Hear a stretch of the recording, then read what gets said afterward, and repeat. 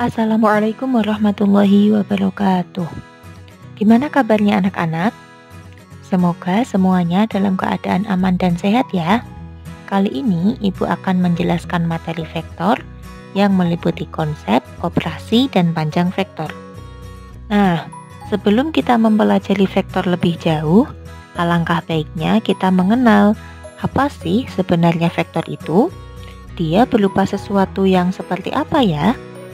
Biasanya, vektor diartikan sebagai besaran yang memiliki nilai dan arah. Hah? Apa maksudnya? Ilustrasinya seperti ini. Seseorang ingin menggeser dua buah meja. Meja sebelah kanan ia tarik ke arah kanan, dan meja sebelah kiri ia dorong ke arah kiri. Misalkan tenaga yang dikeluarkan orang tersebut sama besar. Ternyata hasil geseran meja berbeda ya. Inilah yang disebut gaya dalam fisika. Gaya memperhatikan besar tenaga atau nilai dan arah pergerakannya, sehingga gaya dapat digambarkan sebagai vektor. Kebayang ya sampai sini? Di pelajaran matematika, vektor diartikan sebagai luas garis yang berarah, ada anak panahnya. Vektor memiliki pangkal dan ujung. Contohnya seperti vektor U ini. Pangkalnya sebelah kiri dan ujungnya sebelah kanan, ditandai dengan anak panah itu. Vektor U nilainya segitu ya, kecil, arahnya ke kanan. Contoh lagi, ada vektor V, arahnya sama-sama ke kanan, tapi nilainya lebih besar, dia lebih panjang. Nah, berarti vektor U tidak sama dengan vektor V. Contoh lagi, ada vektor A dan vektor B. Ini nilainya sama ya, ukurannya sama, tapi arahnya berbeda. Jadi vektor A juga tidak sama dengan vektor B. Namun, jika ada vektor W, arahnya sama ke arah kanan dan nilainya juga sama dengan U, maka vektor U sama dengan vektor W. Jadi, yang membedakan dua buah vektor adalah nilai dan arahnya. Jadi kalau misalkan posisinya dipindah dari atas ke bawah itu sama aja, posisinya dipindah-pindah, yang membedakan hanya nilai dan arahnya. Selanjutnya, vektor dapat digambarkan pada dimensi 1, dimensi 2, dimensi 3. Dimensi 1 berarti berupa garis bilangan seperti ini ya. Nah, ini ada vektor P dan vektor Q. Kita sepakati, jika ke arah kiri berarti dia negatif, dan ke arah kanan berarti dia positif. Jadi vektor P sama dengan negatif 2, dan vektor Q sama dengan 6. Lalu dimensi 2, berarti berupa bidang. Misalkan ini bidang koordinat. Ada sumbu X, ada sumbu Y. Lalu ini ada vektor warna biru. Kita sebut vektor B sama dengan 3, 2. Dapat dari mana? Nanti kita pelajari pada slide berikutnya. Terakhir, dimensi 3. Dia berupa ruang ya. Ada sumbu X, sumbu Y, sumbu Z. Seperti di gambar ini.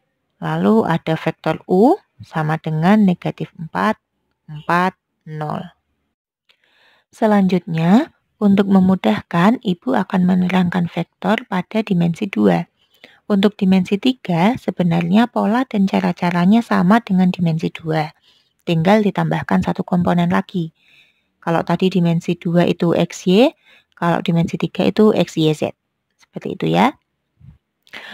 Tadi sudah disebutkan kalau vektor adalah ruas garis yang berarah. Ruas garis minimal terbentuk dari dua titik. Nah, misal ini ada titik A dan titik B. Titik A koordinatnya berapa ya itu? Ya betul, titik A koordinatnya negatif 2,1 dan titik B koordinatnya 1,3. Lalu akan dibuat sebuah vektor dari A ke B. Nah, seperti apa vektor A B itu? Kalau secara perhitungan, tinggal koordinat titik B dikurangi koordinat titik A. Diperoleh vektor AB sama dengan 3, 2. Namun, coba kita cermati lagi secara geometrisnya. Ternyata vektor AB itu kan pangkalnya di titik A. Kita fokus di titik A. Dia bergerak ke kanan sebanyak 3 langkah, lanjut ke atas sebanyak 2 langkah. Jadilah vektor AB sama dengan 3, 2. Seperti itu ya. Kita sepakati ya, untuk penulisan vektor ditulis menurun. Kalau ke samping itu penulisan titik. Oke? Nah, lambang vektor bisa dituliskan dengan 2 huruf kapital seperti AB ini, dengan A sebagai pangkal dan B sebagai ujung. Atau bisa juga dituliskan dengan 1 huruf kecil, dilambangkan dengan 1 huruf kecil, seperti yang awal-awal tadi, vektor U, vektor V, vektor W, dan seterusnya. Oke? Lanjut ya. Misal ini ada vektor warna oranye. Kita sebut saja vektor O. Koordinatnya berapa nih? Koordinat vektor O ini. Nah, kita fokus di pangkalnya dulu. Lalu dia bergerak ke kiri 1 langkah, lanjut ke atas 2 langkah. Berarti vektor O sama dengan negatif 1, 2. Lagi, misal ini vektor M. Coba, berarti vektor M koordinatnya berapa ya? Ya, betul. Vektor M koordinatnya M sama dengan 3, negatif 2. Terakhir, ini ada vektor H. Ternyata dia kebalikannya vektor AB. Nah, koordinat vektor H berapa ya? Diperoleh vektor H sama dengan negatif 3, negatif 2. Oh, berarti vektor yang berlawanan arah adalah negatif dari vektor awalnya tadi. Itu ya, karena tadi kan vektor AB yang biru itu AB sama dengan 3, 2. Nah, vektor H yang hijau ternyata kebalikannya atau berlawanan arah, berarti H sama dengan negatif 2, negatif 3. Oh maaf, negatif 3, negatif 2. Oke. Selanjutnya, ada beberapa istilah dalam vektor. Yang pertama itu ada vektor posisi, yaitu vektor dengan pangkal terletak pada pusat koordinat 0,0. Contohnya seperti gambar ini. Ini ada vektor U, titik ujungnya di 3,1.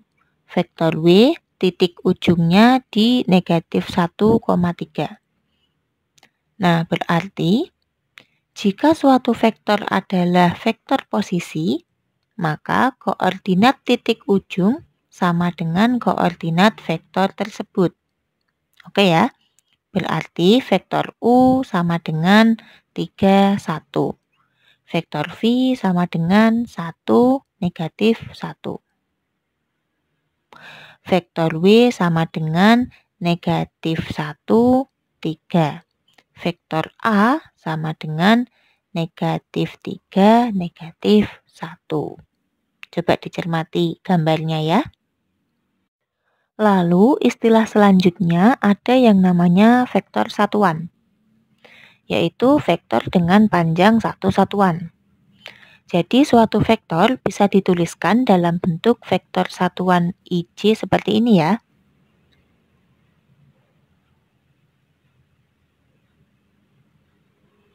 Vektor U, vektor V, vektor W. Vektor W sama dengan negatif I tambah 3J. Baik, konsep vektor sampai sini dulu. Kita lanjut ke operasi vektor.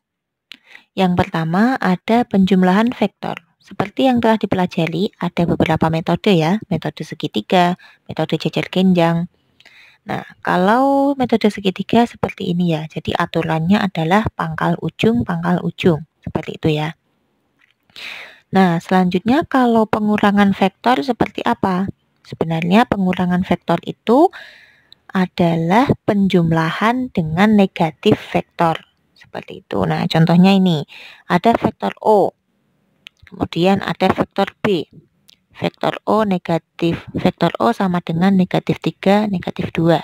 Vektor B sama dengan negatif 2, 3. O dikurangin B sama dengan berapa? Nah, karena dia dikurangi, maka vektor B kita buat negatif dulu. Berarti berlawanan arah. Kemudian, udah deh, kita tinggal melakukan prosedur penjumlahan. Berarti kita geser tuh yang vektor negatif B. Udah ketemu, udah tinggal kita jumlahkan sesuai dengan aturan segitiga. Kalau secara perhitungannya berarti kita tinggal mengurangi ya.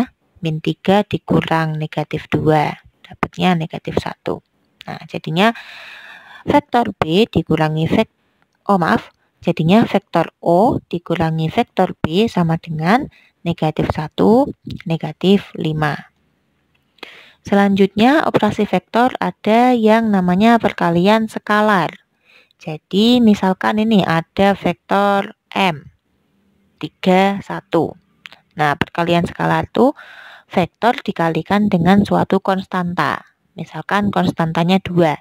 Nah, 2M jadinya gimana nih? 6, 2. Nah, secara geometris seperti ini ya. Jadi, dia ditambahkan lagi. Dia 2 kalinya. Kayak gitu. Kalau konstantanya negatif gimana? Misalkan min 2M jadinya seperti apa? Berarti vektornya kita balik dulu, kita ubah arahnya. Kemudian dikalikan 2 kali. Jadinya min 2M sama dengan min 6 min 2.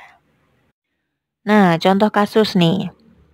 Jika vektor P, Q, R, S berturut-turut adalah vektor posisi titik-titik sudut jajar genjang PQRS dengan vektor PQ sejajar dengan vektor SR, maka vektor S adalah, nah gambarnya seperti ini ya, ada jajar genjang PQRS dari kiri atas.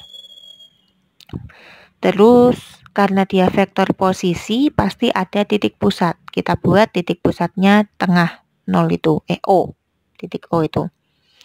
Kemudian vektor, berarti vektor P itu yang biru, terus vektor Q yang hijau, vektor L yang ungu, vektor S yang merah. Nah, ditanyakan vektor S itu terbentuk dari apa? Maksudnya dia bisa dinyatakan penjumlahan vektor-vektor lainnya kan? Nah, itu seperti apa? Nah, coba kita perhatikan. Vektor S ternyata itu kan hasil dari penjumlahan vektor R ditambah vektor RS. Dari titik R ke S. Jadi vektor R ditambah vektor RS. Nah, di mana RS itu tadi sejajar dengan QP. Sejajar dan searah dengan QP. RS sejajar dan searah dengan QP. Nah, lalu vektor QP ternyata terbentuk dari negatif Q ditambah P. Vektor negatif Q ditambah vektor P. Jadi vektor S sama dengan vektor R dikurangi vektor Q ditambah vektor P. Jelas ya ini alurnya. Nah, sehingga diperoleh vektor S sama dengan vektor P dikurangi vektor Q ditambah vektor R. Oke ya. Jadi tadi konsep-konsep vektor, terus operasi vektor, terus tadi ada contoh kasusnya. Selanjutnya yang terakhir yaitu panjang vektor. Kalau tadi kita sebut vektor U 31, vektor AB 32. Nah, itu adalah menandakan vektor itu arahnya kemana dan nilainya berapa. Kayak gitu kan. Nilainya vektor AB 32 berarti ke arah kanan 3 langkah, ke arah atas 2 langkah. Arahnya segitu dan ukurannya segitu. Nah, sekarang kalau panjangnya, jadi kalau udah Oh ini nih vektornya, jebret, suatu ruas garis, ada anak panahnya.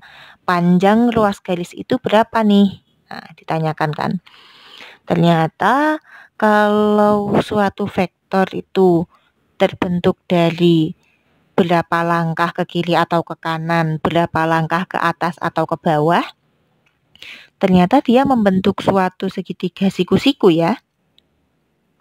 Nah, berarti untuk mencari panjang vektor, kita bisa memanfaatkan teorema Pythagoras. Masih ingat ya?